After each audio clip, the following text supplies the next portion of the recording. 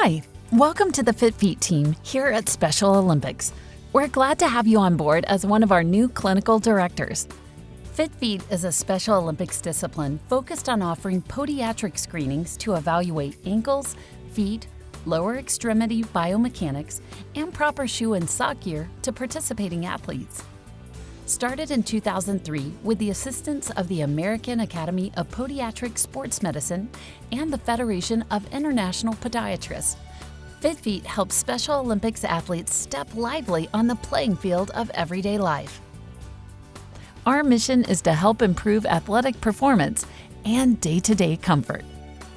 The mission of Special Olympics Fit Feet is to improve the quality of life and long-term health of Special Olympics athletes and people with intellectual disabilities. The goals of Fit Feet are offering free podiatric screenings to Special Olympics athletes, increase access to foot care for Special Olympics athletes, as well as all people with intellectual disabilities, raise awareness among foot care specialists of foot concerns of people with disabilities, including difficulties involved in accessing treatment. Develop a body of knowledge about proper foot care of children and adults with disabilities.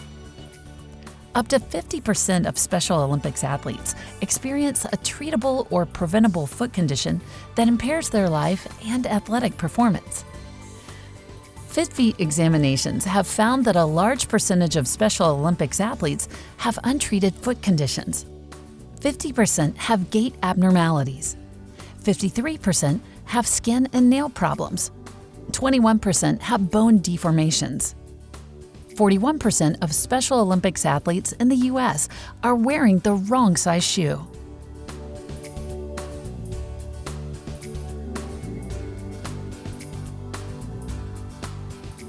As a clinical director, you've got one of the most important roles on the Healthy Athletes Fit Feet team. You're responsible for working directly with local Special Olympics programs to coordinate Fit Feet events in your region. Clinical directors will not only be contributing to research and teaching, but will have the opportunity to see some very rare conditions not typically seen in the general population.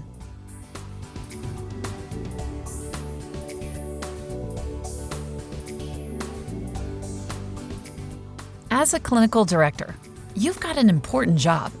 That's why you must be certified and licensed as a podiatrist or other healthcare provider, and you must pledge a minimum 3-year commitment to the Fit Feet program. In addition, you must complete the entire Special Olympics Train the Trainer program. Your role includes identifying and scheduling the Fit Feet screenings in partnership with your local Special Olympics program. You're also responsible for recruiting and training volunteer health professionals from private practices, universities and colleges, professional associations, medical facilities, and other sources. Among your other responsibilities is obtaining equipment and supplies, setting up and supervising venues during events, collecting and reporting on data, and evaluating the success of each of your programs. See your handbook for more details on these roles.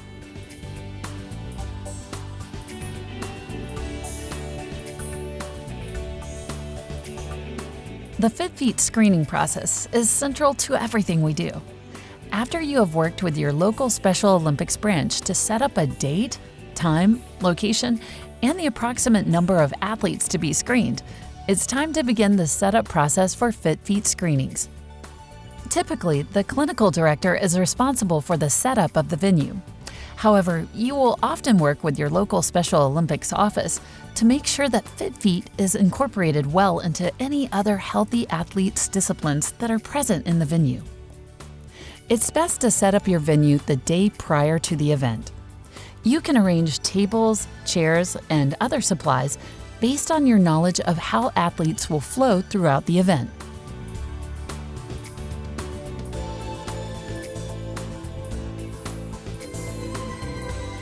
Fit Feet is a screening of the lower extremities of Special Olympics athletes. The primary areas the clinician will assess are the musculoskeletal, dermatological, and biomechanics gait analysis. The athlete's shoe size versus actual measured foot size is a significant part of the fit feet process, as is the general assessment of shoes and socks utilized in competition. The process is broken into 4 sections. Check-in. Station 1. Biomechanics, joint range of motion, skin, nail and toe exam. Station 2. Shoe and sock exam and foot size measurement. Education and checkout. Check-in is where athletes are greeted by volunteers and checked in on paper or on our tablet system. The volunteers at check-in do not need any specialized training, but are responsible for collecting some background information on the athlete. Station 1 is where the bulk of activity will take place. A full biomechanical walking exam will be performed, as well as a general foot exam. This exam will evaluate for dermatological and structural abnormalities, as well as joint range of motion. The clinician will first do an overall dermatological assessment. Basic assessment of temperature, texture, and turgor is followed by closer inspection for nail pathology, such as onychocryptosis, onychomycosis, or onycholysis, keratotic lesions such as heloma dura, heloma mole, and intractable plantar keratosis and verruca should be noted at this time. The clinician should be aware of excessive dryness, xerosis, and possible associated fissures versus excessive moisture, hyperhidrosis, and/or odor, bromhidrosis, and will perform an interdigital inspection for maceration and/or signs of tinea pedis. Throughout the entire dermatological assessment, the clinician should always be on the lookout for ulceration signs of infection, hot spots, and blisters. The clinician will then perform a musculoskeletal exam with an emphasis on the non-weight-bearing evaluation of joint range of motion of the ankle, subtalar joint, and metatarsal phalangeal joints. The clinician should be especially alert for a lack of satisfactory ankle joint dorsiflexion or significant limitations and/or pain or crepitus with range of motion in the evaluated joints. For example, hallux limitus. More typically, the clinician will find overall joint laxity and hyperflexibility that is often associated with a person with intellectual disabilities. The clinician may identify structural deformities such as hallux abducto-valgus, Taylor's bunions, hammer toes, and brachymetatarsia.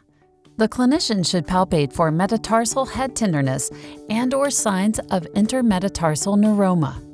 The clinician should also be on the alert for conditions such as hallux varus syndactyly.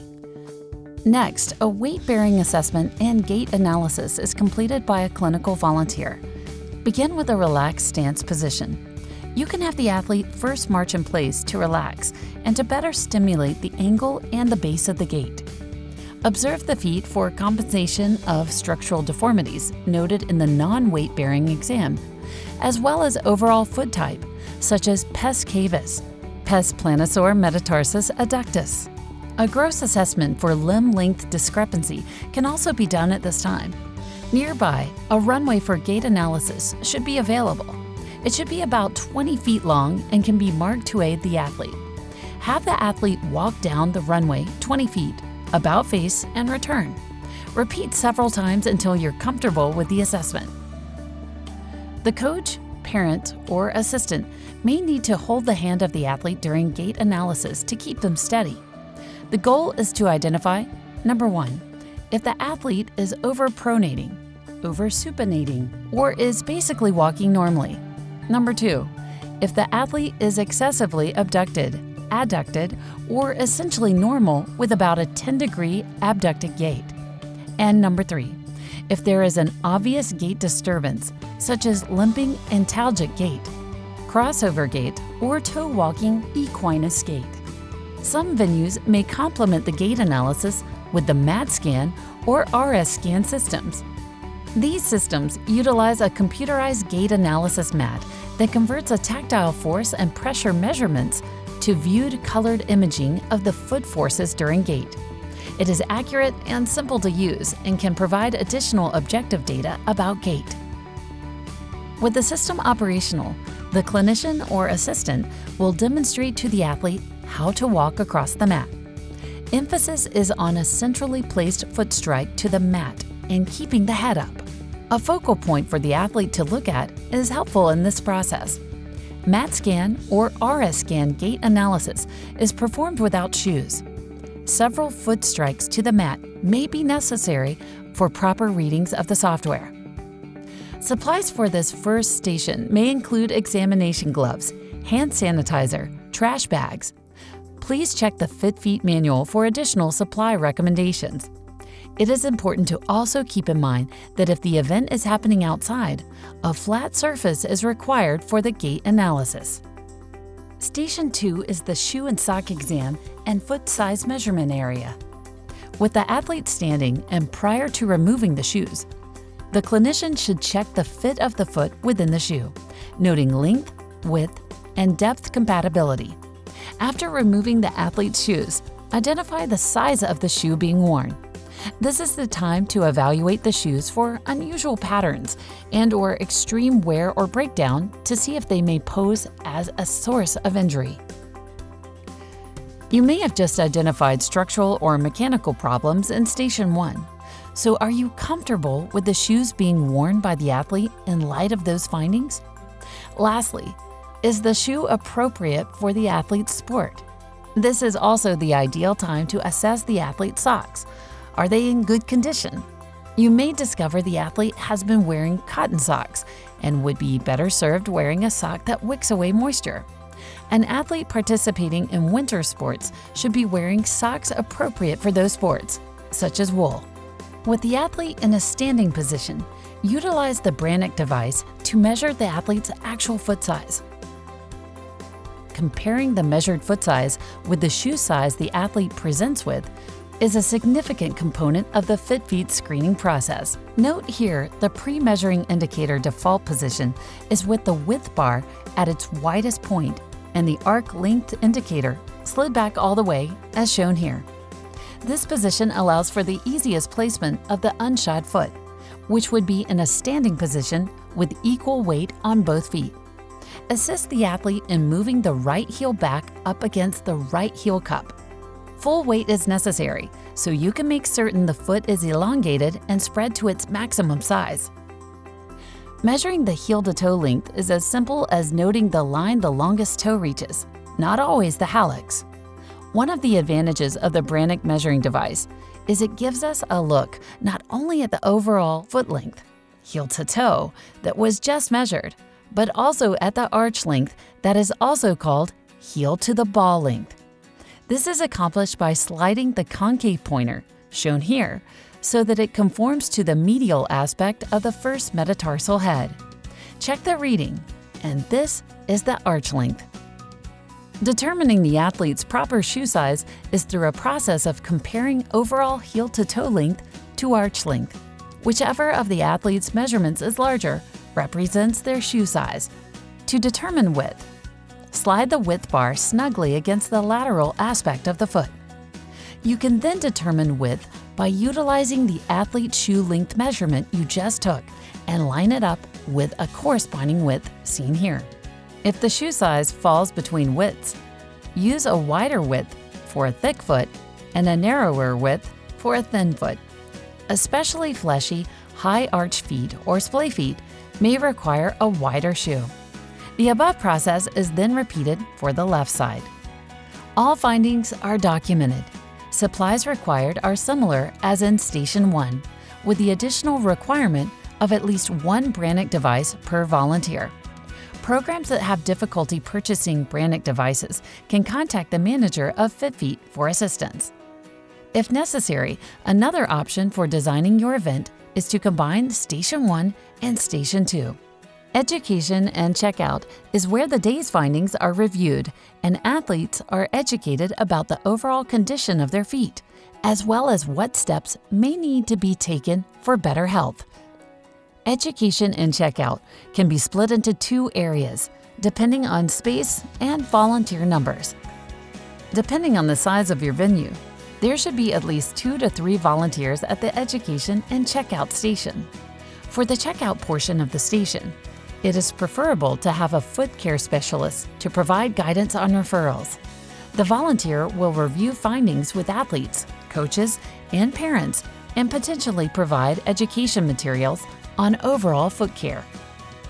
After reviewing data collected at the stations, volunteers will provide athletes with report cards that indicate their correct shoe size and whether they have any condition that would require follow-up with a podiatrist, physiotherapist, dermatologist, or other medical professional.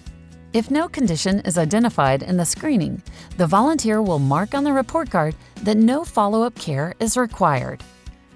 If possible, it is imperative to tour the Fit Feet venue prior to the event. Designing the right layout for all your stations is very important to enable the most efficient use of time and space. A couple of things to keep in mind when determining the layout.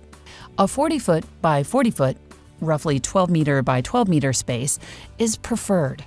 Ensure you have some extra volunteers to help guide athletes to the stations. Have a few extra chairs set up around the room for waiting and for putting on, taking off shoes. If athletes need to walk with their shoes off to a different station, consider buying single-use slippers or booties. Also consider having a bag for them to carry their shoes and socks. Signage is really important to ensure people know where to go. Volunteers are critical to the success of your event. The day before the event, or even a few hours prior to the start, it is important to train volunteers on the procedures of Fit Feet screenings and how to work with people with intellectual disabilities. Volunteers should have time to practice at each station. Clinical volunteers may include podiatrists or other foot care specialists, nurses, doctors, orthopedic surgeons, and medical students. General volunteers should also be recruited to help with check-in or other tasks.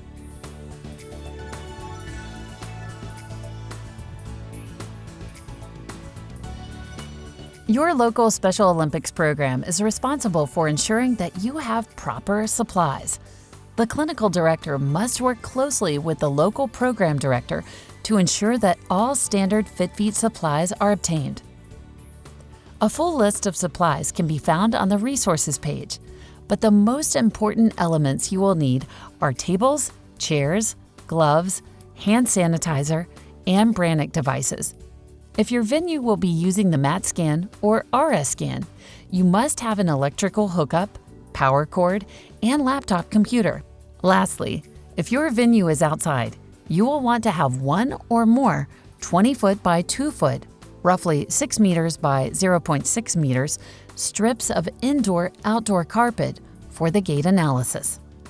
Special Olympics programs may apply for a capacity grant to fund part of the event. The program may ask for your feedback and necessary supplies, brands, and costs of Fit Feet supplies. We encourage you to work with your local program to find potential sponsors.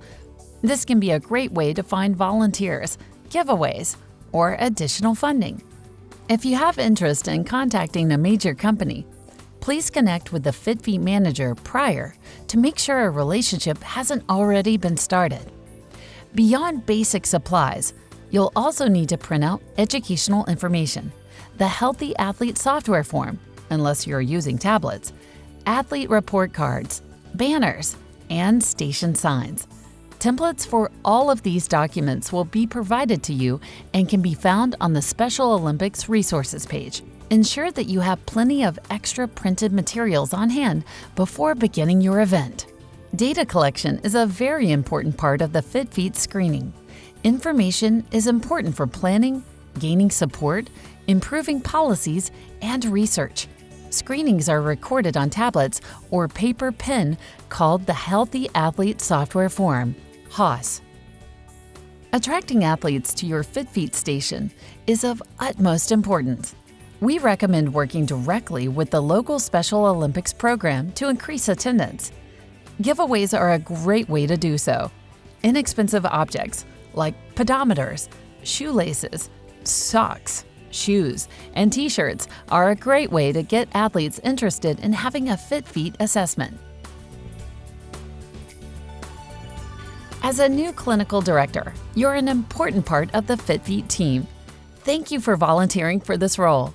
We hope this video has been helpful and has given you a basic overview of your new role.